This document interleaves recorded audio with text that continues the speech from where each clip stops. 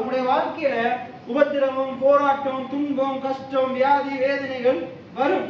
ஆனா நீங்க அது பிசாசு கொண்டு வருகிற காரியங்கள். அதுக்கு நீங்க பயப்படாதீங்க, கவலைப்படாதீங்க. உங்களுடைய கவலைகள், பாரங்களை எல்லாம் கர்த்தர் மேல வைங்க. கடவுள் அதுக்குரிய தீர்வை தருவாரு. ஏன்னா முதலாவது தேவனுடைய ராஜ்யத்தை, நீதியை தேடுங்க, அப்பொழுது இவைகள் எல்லாம் கூட கொடுக்கப்படும். ஆண்டுடைய வார்த்தையின் மேல தியானமா இருங்க, அப்பொழுது நீங்க செய்கிறதெல்லாம் வாய்க்கும். இதெல்லாம் நம்ம கேட்டும் உணராதவங்களா அதுக்கு மாறா செயற்படுகிறதுனால என்ன நடக்குதுன்றா, நம்ம உலகத்தின் பிரச்சனைகளையும் வேதனைகளையும் நம்முடைய சூழ்நிலைகளையும் பார்த்து மேலும் மேலும் நமக்கு நாமே துன்பம் நம்முடைய வாழ்க்கையில வர்றதுக்கு நம்ம தான் இடம் கொடுக்கிறோம். அப்ப பின்னால வர்ற ஆண்டு சொல்லிட்டாரு, நான் உங்களுக்காக யுத்தம் செய்வேன், நீங்க பயப்படாம எழும்பி போங்கன்னு சொல்லிட்டாரு. இப்ப மோசைக்கு பின்னால போறாங்க. இப்ப மோசைக்கு முன்னுக்கு யார் போறதுன்றா, ஆண்டவர் மேகஸ்தம்பமாக அக்கினி ஸ்தம்பமாக போறாங்க. எத்தனை பேர் ஆமென் சொல்றீங்க? ஆண்டவர் நமக்கு முன்னாக போய் அவர் கோணலானவைகளை செவ்வையாக்குகிறவரா இருக்கிறார். ஆண்டவர் கோரேசுக்கு சொல்றாரு, நான் உன்னை வலதுகரம் பிடித்து நடத்துவேன்.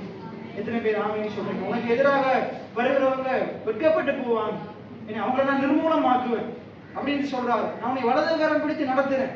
அப்ப அவர் சொல்றாரு, கோரேசுக்கு சொல்றாரு, நான் உனக்கு முன்னே போய் கோணலானவைகளை செவ்வையா. இஸ்ரவேல் ஜனங்களுக்கு அதான் சொன்னார், நான் உனக்கு துணை நிற்பேன் என்று சொல்றார். இன்னைக்கு நமக்கு ஆண்டவர் பரமதி போகும்போது வாக்கு பண்ணிட்டு போயிருக்கிறார், உலகத்தின் முடிவு வரையும், இந்த உலகம் அழிய வரைக்கும் என்ன செய்வாரா, நான் சகல நாட்களிலும் எங்க இருப்பேன், உங்களோடு கூட இருப்பேன். ஆண்டு உங்களோடு கூட இருக்கிறார்.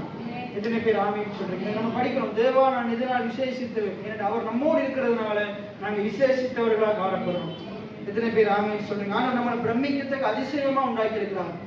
அப்ப இங்க பாருங்க என்ன நடக்குது.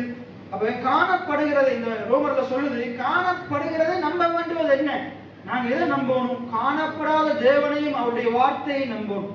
எதை நம்பணும்? காணப்படாத தேவனையும் அவருடைய வார்த்தையை நம்பணும்.